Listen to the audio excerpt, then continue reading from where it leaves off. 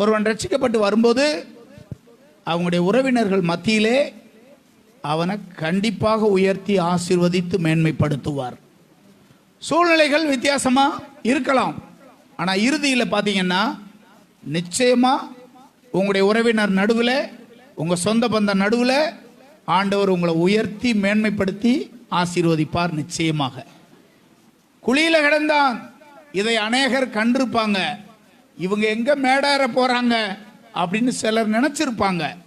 ஆனா தேவன் செய்கிற அற்புதத்தினால எங்க தெரியுமா போய் உன்னை நிறுத்துவாராம்?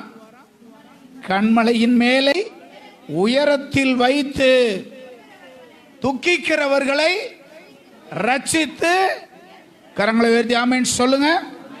தாழ்ந்தவர்களை உயரத்தில் வைத்து துக்கிக்கிறவர்களை ரட்சித்து உயர்த்துகிறார்.